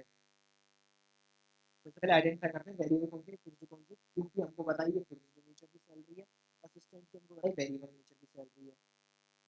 और फिर क्या बता रखा है दूसरे पॉइंट में, दूसरे पॉइंट में हमको बताया है कि आपकी बैगेज लोडिंग वगैरह ये सारी कौन सी आपकी depreciation of the ground equipment and allocation of the salary with the depreciation ground equipment. आप सभी जानते हैं कि डेप्रिसिएशन हमारा फिक्स्ड नेचर का कॉस्ट है, और उसी का एलोकेशन दे रखा है हमको इसमें बैगेज लोडिंग वगैरह की। तो इसलिए ये भी कॉस्ट हमारी फिक्स्ड नेचर की हो जाएगी। ये कॉस्ट हमारी फिक्स्ड नेचर की हो जाएगी। ठीक है, फिर आगे बढ़ते हैं अपनी और देखो कॉस्ट निकालते हैं। फिर दे रखा है हमको 1/3 of the liability insurance is an special charge assessed against the flight GPU because in open of the insurance company destination of the flight is high risk area. कहने का मतलब क्या है कि जो इंश्योरेंस है, इंश्योरेंस कितने का है हमारा, 1,47,000 का। 1,47,000 में से एक तिहाई केवल इस बात का है कि जो फ्लाइट है वो आपकी रिस्की एरिया में लैंड कर रही है। तो मतलब जो एक तिहाई आपकी फिक्स्ड कॉस्ट है, वो तो स्पेसिफिकली अवॉइडेबल फिक्स्ड कॉस्ट है ना, अगर फ्लाइट चलेगी नहीं, उस एरिया में जाएगी नहीं, तो एक तिहाई का जो इंश्योरेंस है वो तो आपका सेविंग हो जाएगी ना। मतलब वेरिएबल पोर्शन आपका कितना होगा, 1/3 होगा। फिक्स्ड कॉस्ट का, फिक्स्ड कॉस्ट जो वेरी कर जाती है, fixed cost that is variable, वो कितना होगा, 1/3। मतलब 147 डिवाइडेड बाय 20, 49,000 की आपकी ऐसी कॉस्ट होगी जो वेरिएबल होगी, बाकी आपकी फिक्स्ड कॉस्ट है इंश्योरेंस में। फिर आगे देखते हैं आगे क्या बता रखा है कि hanger parking fees is an standard charge for the aircraft. ठीक है, स्टैंडर्ड फीस है, स्टैंडर्ड फीस के बता रखा है, तो मतलब ये भी फिक्स्ड नेचर की फीस है, हैंगर पार्किंग फीस, ये भी फिक्स्ड नेचर की कॉस्ट हो गई। पांचवें पॉइंट में क्या बता रखा है आपको, पांचवें में बताया है आपको, एक तो ये फ्लाइट ड्रॉप की दी जाएगी, वो authorisation and present to replace another time बकवास। आपको पता चल रहा है फिक्स्ड कौन सी है, वेरिएबल कौन सी है। देखो फ्यूल ऑफ एयरक्राफ्ट सीधी बात है वेरिएबल होगी। डेप्रिसिएशन आप जानते हैं फिक्स्ड नेचर का होता है। Overnight cost of the flight crew बता नहीं रखा कुछ भी उसके बारे में, वेरिएबल होगी। बाय एज्यूम करेंगे हम वेरिएबल है, क्योंकि हमको कुछ इन्फॉर्मेशन नहीं है। तो वैसे भी आप देख रहे हैं कि overnight cost of the flight, वो फ्लाइट क्रू एंड असिस्टेंट, मतलब क्रू वगैरह की जो कॉस्ट है वो तो सीधी बात है वेरिएबल होगी। अ और वैसे भी हमने ये assumption लिया है कि ये हमारी कॉस्ट है वो वेरिएबल नेचर की है, क्योंकि ओवरनाइट कॉस्ट है। ठीक है, फिर हम बात करते हैं फ्लाइट प्रमोशन। फ्लाइट प्रमोशन की जो कॉस्ट होगी, तो प्रमोशन की जो आपकी कॉस्ट होगी, वो भी वेरिएबल नेचर की होगी, क्योंकि आपकी फ्लाइट चलेगी नहीं तो आप उसका प्रमोशन भी नहीं करेंगे। तो हमको पता चल गया हमारी फिक्स्ड कौन सी है और वेरिएबल कौन सी है। मैंने जैसा कि आपको बताया केवल आपके वेरिएबल नेचर के खर्चे वही बचेंगे अगर आप फ्लाइट को ड्रॉप डाउन कर दें तो। बेनिफिट क्या क्या होंगे आपके? सबसे पहले जो हमारी असिस्टेंट की सैलरी है 31,500 की वो बचेगी। दूसरा आपकी कौन सी सैलरी आप दूसरा आपका बचेगा ओवरनाइट कॉस्ट फॉर फ्लाइट की जो कि हमने वेरिएबल आइडेंटिफाई करी वो बचेगी। तीसरा हमारा फ्यूल बचेगा 2,38,000 का। चौथा हमारा क्या बचेगा?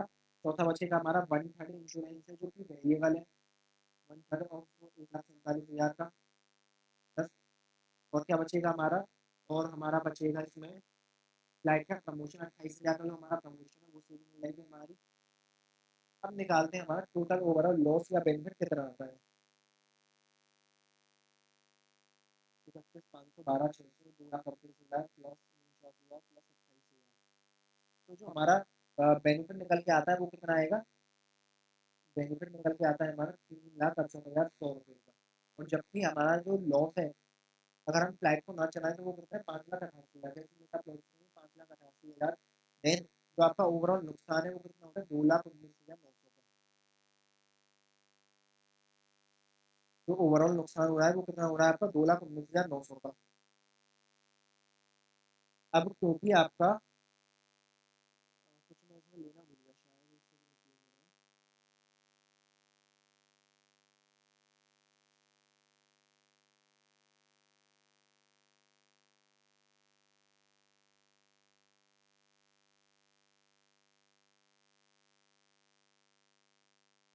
देखिए इसमें हमने ले लिया आपका 28,000 ले लिया, 2,38,000 भी ले लिया, 12,600 31,500 49,000। एक सेकंड टोटल में कंफ्यूज हो गया है। रुकिए जरा। 31,500 12,600 2,38,000 49,000 28,000। अरे सॉरी सॉरी सॉरी टोटल में कंफ्यूज हो गया मुझसे। जो टोटल निकल के आता है वो कितना आएगा बेनिफिट का? 3,59,100 का।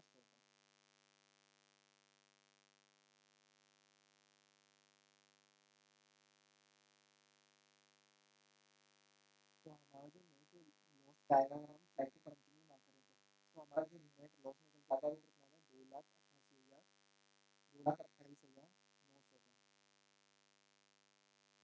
इसलिए हम कहेंगे कि आप जो अपनी फ्लाइट है उसको कंटिन्यू रखें क्योंकि अगर आप फ्लाइट को शट डाउन कर देंगे तो आपका 2,28,900 का नुकसान हो जाएगा, लॉस होगा आपका।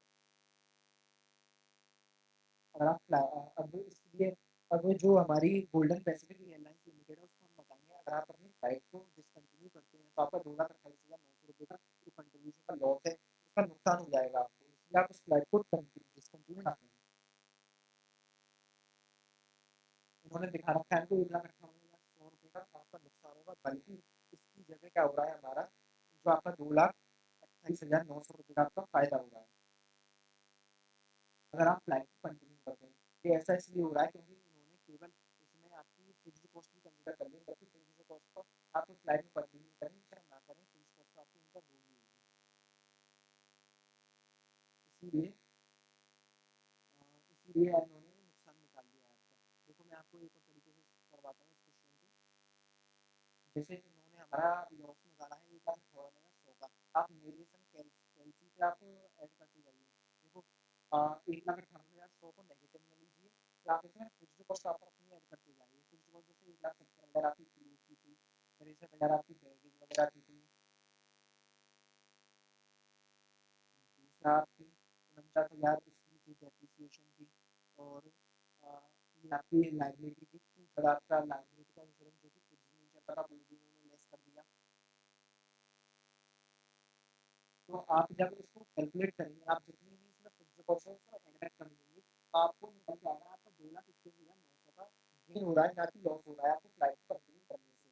इसलिए हम उससे कहेंगे कि भैया आपने जो कैलकुलेशन करके हमको बताई है वो गलत बताई है, आपने इसमें फिक्स्ड कॉस्ट भी कंसीडर कर ली है इसलिए आपका लॉस आ रहा है, जबकि आपका एक्चुअलिटी में प्रॉफिट हो रहा है। इसलिए हम कहेंगे कि भैया आप इस फ्लाइट को कंटिन्यू रखिए, डिसकंटिन्यू ना करें इस फ्लाइट को। ओके, 2 मिनट ऑब्जर्व कीजिए इस क्वेश्चन को, फिर आगे बढ़ते हैं।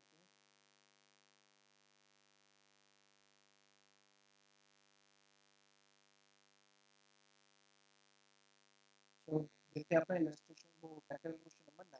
देखो 9 में ये सारी चीज बकवास लिखी हुई है, इसको काट दीजिए, कोई मतलब नहीं है, रेलिवेंस नहीं है इसका।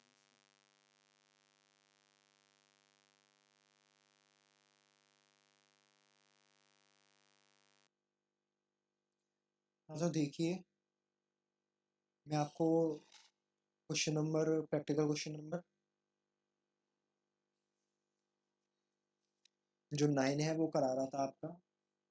एक सेकंड रुकिए ज़रा, थोड़ा सा पीसी टाइम ले रहा है।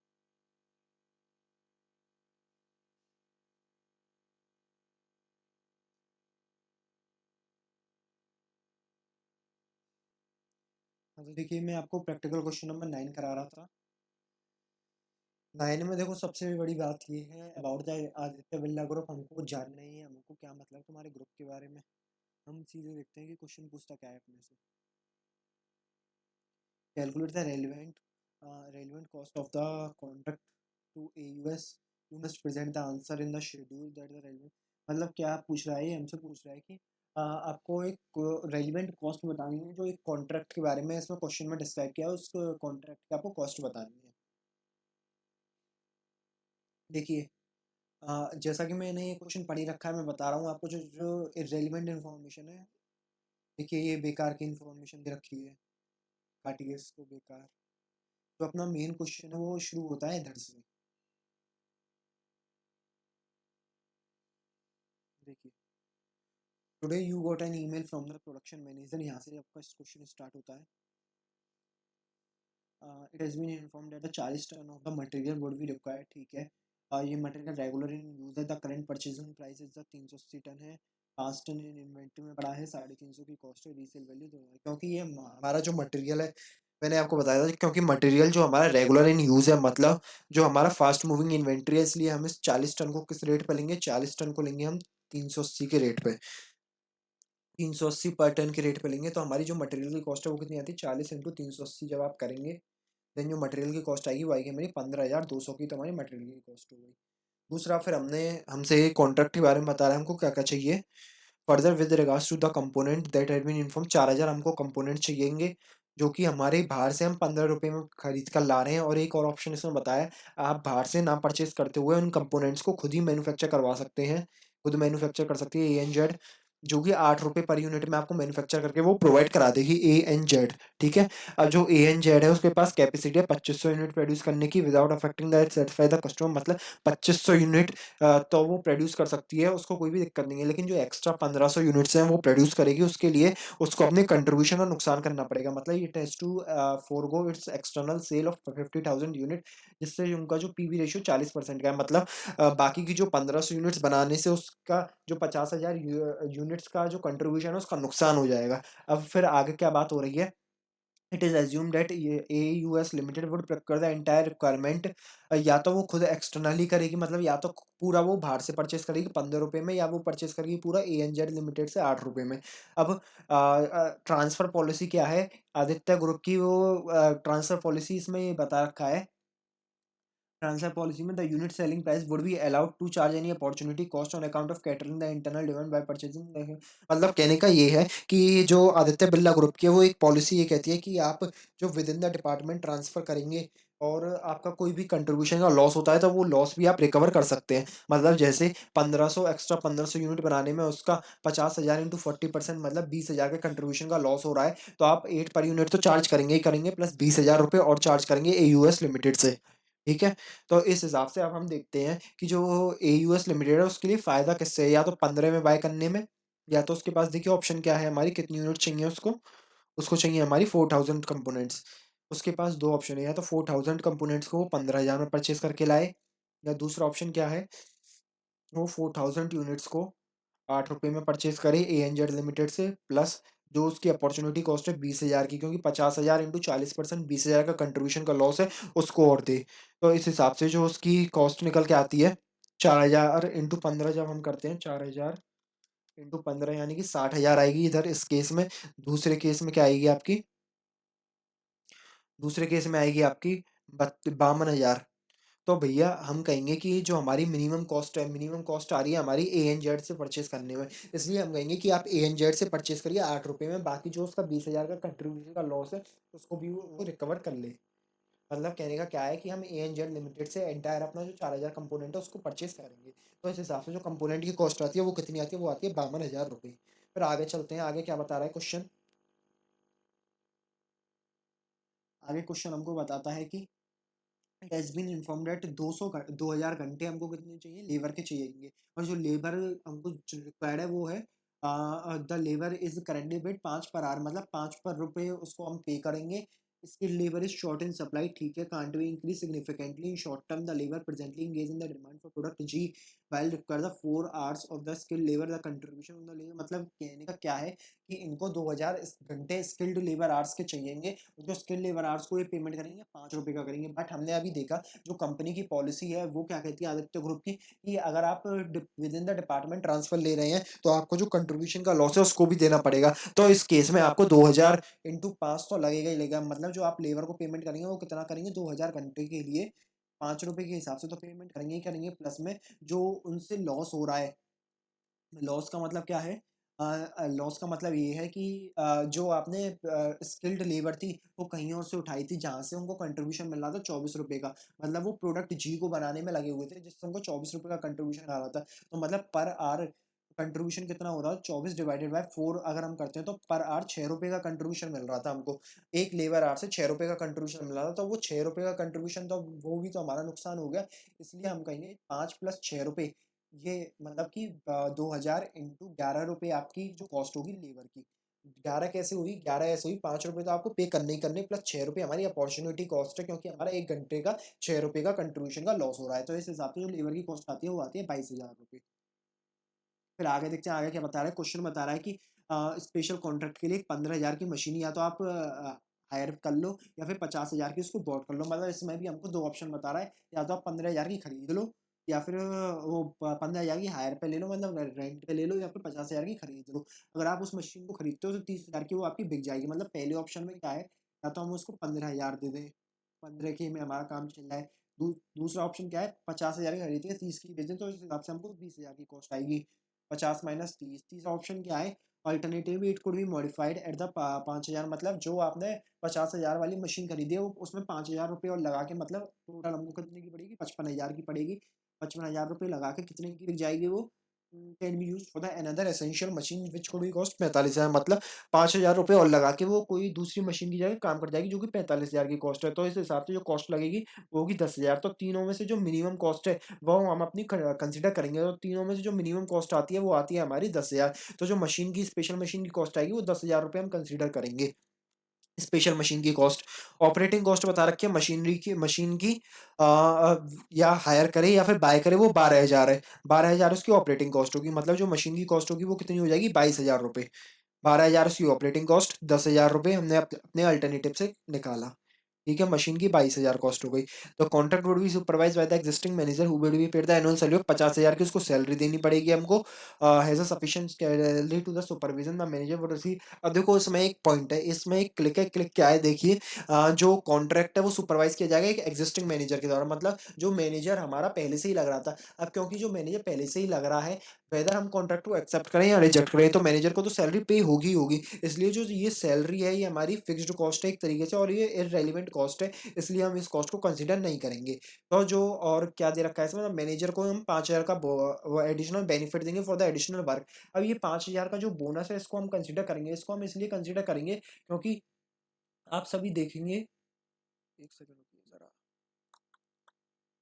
हाँ, देखिए 5,000 का जो बोनस है इसको इसलिए कंसिडर करेंगे हम, क्योंकि जो 5,000 का बोनस है वो हम इसलिए पे कर रहे हैं क्योंकि जो एडिशनल वर्क वो हमारे लिए कर रहा है, मतलब एक नए कॉन्ट्रैक्ट को भी सुपरवाइज कर रहा है, इसलिए हम उसको पे कर रहे हैं, इसलिए 5,000 का बोनस हम कंसिडर करेंगे। ठीक है, फिर हमारी बात करेंगे डेवलपमेंट टाइम की। देखो डेवलपमेंट टाइम से रिलेटेड जो भी कॉस्ट आएगी, जो 30,000 की कॉस्ट है भैया, डेवलपमेंट टाइम से रिलेटेड डेवलपमेंट कॉस्ट है, और डेवलपमेंट कॉस्ट जैसा कि आप जानते हैं कि वो संक कॉस्ट होती है, इसलिए हम उस डेवलपमेंट कॉस्ट को 30,000 की कंसिडर नहीं करेंगे। फिर आता है हमारा फिक्स्ड ओवरहेड एब्जॉर्प्शन रेट। देखो फिक्स्ड ओवरहेड एब्जॉर्प्शन रेट क्योंकि फिक्स्ड नेचर का खर्चा है भैया, बिल्कुल कंसीडर मत करना स्पेशल कॉन्ट्रैक्ट में, क्योंकि मैंने आपको पहले ही बता रखा है फिक्स्ड नेचर का खर्चा है, इररिलेवेंट है फॉर डिसीजन मेकिंग। तो इस हिसाब से हमारी टोटल कॉस्ट कितनी आई, देखो टोटल कॉस्ट अब तक की हमारी निकल के आई, सबसे पहले आई 15,200 की हमारी मटेरियल की कॉस्ट आई, दूसरा 20,000 की हमारी इक्विपमेंट की कॉस्ट आई, वो सॉरी 20,000 की नहीं, 15,200 की तो हमारी मटेरियल की कॉस्ट आई। इक्विपमेंट की कॉस्ट कितनी आई अपनी, इक्विपमेंट की कॉस्ट आई हमारी 52,000 की, देखिए ये रहा 52,000, 52,000 हमारी इक्विपमेंट की कॉस्ट आई, ऐड करेंगे 52,000, प्लस में 22,000 हमारी आई लेबर की कॉस्ट। फिर हमने देखा उसकी जो हमारी मशीनरी है उसकी कॉस्ट कितनी आई, 10,000 मशीनरी को वैसे कॉस्ट आई, प्लस 12,000 उसकी ऑपरेटिंग कॉस्ट आई, 22,000 टोटल। फिर हमने देखा सुपरवाइजर को जो 5,000 का बोनस है वो कॉस्ट है हमारी। तो इस हिसाब से जो हमारी टोटल कॉस्ट बनती है वो कितनी बनेगी आपकी, आप एक बार टोटल कीजिए, मैं भी कर रहा हूँ।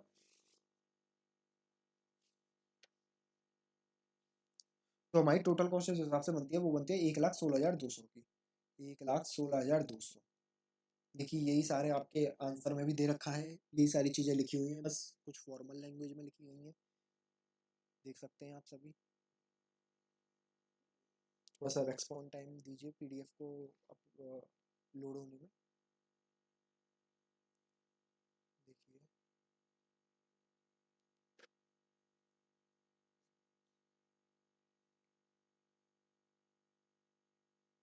देखिए 15,200 का मटेरियल का बताया मैंने आपको, कंपोनेंट का 52,000 बताया, डायरेक्ट लेबर का 22,000 बताया, स्पेशल मशीन का 10,000 प्लस 12,000 उसकी ऑपरेटिंग कॉस्ट, 5,000 मैंने सुपरविजन का बताया। डेवलपमेंट इसलिए नहीं लेंगे क्योंकि ये संक कॉस्ट है, ओवरहेड हम इसलिए नहीं लेंगे, फिक्स्ड कॉस्ट आप इंकर होगी होगी, इसलिए हमारी जो टोटल कॉस्ट निकल के आती है वो आती है 1,16,200 की, जैसा कि मैंने आपको निकाल के बताया। ठीक है, हमारा ये इधर खत्म हो जाता है प्रैक्टिकल क्वेश्चन नंबर 9। देखो सेकंड पॉइंट इसका थ्योरेटिकल है, discuss the two problem, irrelevant है फॉर एसपीएम एग्जाम। आगे बढ़ते हैं अपने क्वेश्चन नंबर 10 की तरफ। तो क्वेश्चन नंबर 10 वो काफ़ी इजी क्वेश्चन है। क्वेश्चन नंबर 10 ये पूछ रहा है हमसे whether it is worth for accepting the 28.5 considering other factor. मतलब इस क्वेश्चन में क्या हुआ है, इस क्वेश्चन में ये है एक कंपनी है जो केमिकल वगैरह से रिलेटेड है क्या, नहीं एक कंपनी है जो मैन्युफैक्चर है फायर फाइटिंग के लिए, मतलब इससे रिलेटेड है। अब इसने अपना प्राइस स्ट्रक्चर दे रखा है, वो इतना उसका डायरेक्ट मटेरियल लगता है, इतना उसकी डायरेक्ट लेबर लगती है, 1,500 डायरेक्ट मटेरियल, 80 की डायरेक्ट लेबर, बाकी ये सारी कॉस्ट उसकी लगती हैं। 1980 का उसको पड़ता है, 100 रुपये का वो 1980 का पड़ता है, 198 का वो प्रॉफिट ऐड करती है उसमें। प्रॉफिट ऐड करने के बाद उसको 2178 का बेचती है, 67 उसका वो है कन्वर्जन रेट है करेंसी का, तो वो बेचती है 32.51 रुपये का। बट जो हमारी मार्केट में डिमांड है, कोटेशन दिया हमने 32.51 का, लेकिन जो बायर है वो नेगोशिएट कर रहा है कि हम तो 28.5 जो US डॉलर है वही देंगे। अब वो पूछ रहा है हमसे क्या ये ऑफर एक्सेप्ट करना चाहिए या नहीं करना चाहिए 28.5 रुपये डॉलर में। देखिए तो सबसे पहले हम निकालते हैं जो हमारी कॉस्ट क्या है। देखो कॉस्ट हमारी जो हमारी सबसे पहले जो रेलिवेंट कॉस्ट है उसको आइडेंटिफाई करते हैं। देखो डायरेक्ट मटेरियल कॉस्ट ऐसी है, जो रेलिवेंट कॉस्ट है वो लगेगी लगेगी। दूसरा डायरेक्ट लेबर की कॉस्ट लगेगी लगेगी। तीसरा लीकेज वाली कॉस्ट लगेगी, वेरिएबल ओवरहेड्स की भी लगेगी, और ये कस्टम एक्सपोर्ट क्लियरेंस की। लेकिन जो फिक्स्ड ओवरहेड आपने एलोकेटेड कर रखे हैं 100 रुपये के, ये जो इररेलीवेंट कॉस्ट है ना इसका तो कोई मतलब ही नहीं बनता ना, वेदर आप ये एक्सेप्ट करें ऑर्डर या ना करें, 100 रुपये तो आपको लगेंगे ही लगेंगे ना। इसलिए जो हमारी टोटल कॉस्ट है for relevant for decision making वो कितनी होगी, वो होगी आपकी 1880। मतलब 1980 में से आपने 100 रुपये फिक्स्ड ओवरहेड के लेस कर दिए, 1880 हो गई। 1880 आपकी जो रेलिवेंट कॉस्ट हो गई, मतलब जो मिनिमम आपका प्राइस है आपको जो चार्ज करना है वो 1880 करना है। डिवाइडेड बाय करेंगे आप, आपका कन्वर्जन रेट 67 का है, 1880 डिवाइडेड बाय 68 जब आप करेंगे तो आपका जो प्राइस निकल के आता है, मिनिमम प्राइस जो आपको चार्ज करना चाहिए वो आता है 28.059 ये आपका मिनिमम प्राइस निकल के आता है। बट वो जो हमको बायर देने के लिए तैयार है वो कितना देने के लिए तैयार है, 28.5 रुपये, 28.5। तो इस हिसाब से जो डिफरेंस आता है वो हमारा क्या होगा, प्रॉफिट होगा। 28.5 में से आप 28.059 को लेस करेंगे तो आपका जो 0.44 का ऑन एन एवरेज 0.44 का आपको प्रॉफिट होगा, 0.44 पर डॉलर, वो 0.44 पर फायर एक्सटिंग्विशर का आपको प्रॉफिट होगा। ये आपके डॉलर में है, इंटू करेंगे आप कितने इक्विपमेंट्स की आपकी डिमांड है। देखो आपकी जो डिमांड है कॉन्ट्रैक्ट है वो 20,000 फायर एक्सटिंग्विशर के लिए है, तो आपका 0.44 का जो प्रॉफिट है वो पर फायर एक्सटिंग्विशर है, तो आप 20,000 फायर एक्सटिंग्विशर से इसको मल्टीप्लाई करेंगे जब, तो आपका जो प्रॉफिट निकल के आएगा वो कितना निकल के आएगा, इंटू 20,000 जब आप करते हैं तो आपका 8800 रुपये का, $8800 का आपका जो प्रॉफिट निकल के आएगा। इसलिए हम कहेंगे कि भैया इस ऑफर को आप एक्सेप्ट कर लेना, मतलब जो फायर एक्सटिंग्विशर बनाने वाला जो ऑर्डर है आप इसको एक्सेप्ट करना, क्योंकि आपका $8800 का इससे बेनिफिट हो रहा है। ठीक है, आगे बढ़ते हैं अपने इलस्ट्रेशन मतलब प्रैक्टिकल क्वेश्चन नंबर 11 पे। देखो 11 ये बहुत ही इजी क्वेश्चन है, बहुत ही सिंपल क्वेश्चन है। देखते हैं पूछ क्या रहा है क्वेश्चन। क्वेश्चन पूछ रहा है हमसे determine the best course of action, analyse करना सिचुएशन को, बेस्ट कोर्स ऑफ एक्शन बताना। सबसे पहले इसने हमको बताया कि बजटेड यूनिट्स 2 लाख है इसकी, वेरिएबल कॉस्ट 32 की है, फिक्स्ड कॉस्ट 16 लाख की है, और ये चाहता है कि 25% ये मार्कअप ऐड करे टोटल कॉस्ट पे। तो अब सबसे पहले तो आप सेलिंग प्राइस निकालेंगे। सेलिंग प्राइस कैसे निकालेंगे हम? 32 पर यूनिट की वेरिएबल कॉस्ट है, तो टोटल कॉस्ट निकालते हैं सबसे पहले, क्योंकि मार्कअप हमारा टोटल कॉस्ट पर है। तो जो हमारी टोटल कॉस्ट कितनी आएगी, एक तो 2 लाख इंटू 32, 2 लाख इंटू 32 ही हमारी वेरिएबल कॉस्ट हो गई, प्लस में फिक्स्ड कॉस्ट कितनी है हमारी 16 लाख की। तो जो हमारी टोटल कॉस्ट है वो कितनी आई, 2 लाख इंटू 32 प्लस में 16 लाख, हमारी जो टोटल कॉस्ट आई वो आई 80 लाख की। तो 80 लाख की टोटल कॉस्ट आ गई, प्लस में उसने बोला हमसे 25% आप मार्कअप ऐड कर देना इस टोटल कॉस्ट पे। तो जो हम 25% इस पर मार्कअप ऐड करते हैं, प्लस 25% जब आप करोगे तो आपका जो टोटल सेल की वैल्यू आएगी वो निकल के आती है आपकी 10 लाख की। 10 लाख की आपकी टोटल सेल हो गई, डिवाइडेड बाय आप करेंगे number of units. Number of units कितनी हमारी 2 लाख। 2 लाख जब हमारी नंबर ऑफ यूनिट्स है तो हमारी जो सेलिंग प्राइस निकल के आती है वो कितनी निकल के आती है, 5 रुपये, सॉरी 50 रुपये। हमारी जो सेलिंग प्राइस निकल के आती है वो आती है 50 रुपये। ये आपका 1 करोड़ है। 80 लाख प्लस 25% जब आप करेंगे तो 1 करोड़, 1 करोड़ डिवाइडेड बाय 2 लाख करेंगे तो जो हमारा पर यूनिट की जो सेलिंग प्राइस आती है वो 50 रुपीज़ आती है। तो इस हिसाब से हमने जो सेलिंग प्राइस है वो आइडेंटिफाई कर लिया 50 रुपीज़।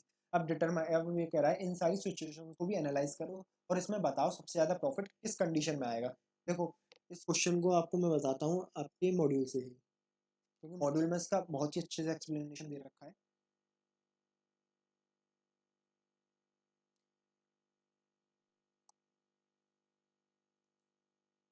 देखिए ये है आपका प्रैक्टिकल क्वेश्चन नंबर 11। 10 में मैंने जैसे कि आपको बताया 8800 रुपये का, $8800 का आपका प्रॉफिट था। 11 की हम बात कर रहे थे। देखो 11 में मैंने आपको बताया आपका सेलिंग प्राइस आएगा 50 पर यूनिट, क्योंकि 2 लाख यूनिट है टोटल, हमने कॉस्ट निकाली 64 लाख की वेरिएबल कॉस्ट, 16 लाख की फिक्स्ड कॉस्ट, 80 लाख की कॉस्ट आई, 20 लाख का वो 20 लाख का हमने मार्जिन ऐड किया, प्रॉफिट ऐड किया, 1 करोड़ का हमको रेवेन्यू अर्न करना है, डिवाइडेड बाय करेंगे number of units. Number of unit 2 lakh है, तो हमारा जो इस हिसाब से जो सेलिंग प्राइस निकल के आता है वो 50 पर यूनिट का निकल के आता है। ठीक है, फिर अब हम बात कर रहे हैं एनालाइज करनी है ये सारी सिचुएशन को। आपको क्वांटिटी दे रखी है क्वेश्चन में, 1,68,000, 1,52,000, 1,40,000, 1,28,000 और 1,08,000, ये सारी आपको क्वांटिटीज दे रखी है। ठीक है, जब ये आपको क्वांटिटीज दे रखी है तो फिर इन क्वांटिटीज से आप मल्टीप्लाई कीजिए। आपको सेलिंग प्राइस भी संग में दे रखा है 1,68,000, 1,68,000 और इंटू करेंगे आप 44, क्योंकि क्वेश्चन में दे रखा है सेलिंग प्राइस, उसी सेलिंग प्राइस से आप इनको मल्टीप्लाई करते चले जाइए, आपको आपकी सेल्स मिल जाएगी। वेरिएबल कॉस्ट क्या होगी, वेरिएबल कॉस्ट अभी हमने देखा आपकी 32 पर यूनिट हमको दे रखी है क्वेश्चन में, तो 1,68,000 इंटू 32 करेंगे तो 53,76,000, 1,52 इंटू 36, 1,52 इंटू 32 करेंगे तो 48,64,000, 1,40 इंटू 32 44,80,000, और ऐसे ही आप करेंगे 34,56,000 और 40,96,000, ऐसे आपकी वेरिएबल कॉस्ट आ जाएगी। ऐसे ही आपको कंट्रीब्यूशन आपको फाइंड आउट कर लेना है, सेल्स में से वेरिएबल कॉस्ट लेस करना, कंट्रीब्यूशन निकल के आ जाएगा। कंट्रीब्यूशन जैसे ही आपका निकला 16 लाख की फिक्स्ड कॉस्ट है आपकी, उसको लेस कर देना पांचों कंडीशन में से, तो आप देखेंगे जो सबसे ज्यादा प्रॉफिट निकल के आता है वो हमारा कंडीशन नंबर 4 में निकल के आता है, जहाँ हमारी यूनिट्स है 1,28,000। जहाँ हमारी 1,28,000 यूनिट्स है तो हमने देखा सबसे ज्यादा हमारा जो प्रॉफिट है वो इस कंडीशन में निकल के आ रहा है, और प्लस में जो उसकी कंडीशन है 25% ऑन टोटल कॉस्ट वो भी मीट हो रही है, क्योंकि 14,72,000 की आपका प्रॉफिट है, और जो आपकी टोटल कॉस्ट है वो कितनी है 40,96,000 और 16 लाख, तो इसका आप टोटल करेंगे तो ये होगा 56,93,96,000। तो इस हिसाब से जो आपका जो प्रॉफिट है ऑन टोटल कॉस्ट वो कितना था 25.84%। इसलिए इसकी दोनों कंडीशन भी मीट हो रही है। एक तो आपका जो प्रॉफिट है वो टोटल कॉस्ट पे 25% है, और प्लस में सबसे ज्यादा आपका प्रॉफिट निकल के आ रहा है 14,72,000। इसलिए हम इससे कहेंगे कि भैया आप ना जो 1,28,000 यूनिट्स है, 1,28,000 की जो एनुअल डिमांड है उस कंडीशन को फुलफिल कीजिए, उस कंडीशन को फुलफिल कीजिए। कितने प्राइस पे करेंगे? 56 रुपए के प्राइस पे फुलफिल कीजिए। तो इस कंडीशन में आपका प्रॉफिट भी सबसे ज़्यादा होगा, मैक्सिमम प्रॉफिट होगा, और जो आपकी कंडीशन है वो भी मीट कर जाएगी। सो that's all for today session. ये बाकी थ्योरी है, बकवास, कुछ नहीं काम की है, फिर भी बता देता हूँ। चलो देखो, उसमें ये बताया है कि कंपनी को वही 25% वाली कंडीशन भी फुलफिल हो गई 1,28,000 वाली यूनिट्स पे। और इसमें ये बताया है दूसरे पॉइंट में आपको कि आपको अगर वो 2 लाख यूनिट्स ही बेचनी है तो आपको अपनी जो वेरिएबल कॉस्ट है वो कम करनी पड़ेगी, जिससे आपका सेलिंग प्राइस कम हो जाएगा। तो इस हिसाब से आप अपना टारगेट 2 लाख यूनिट्स का अचीव कर पाएंगे। लेकिन जो आपका मैक्सिमम प्रॉफिट होगा वो 1,28,000 पे होगा at the rate of 56।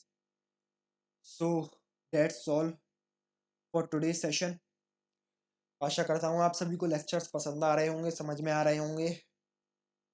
So thank you.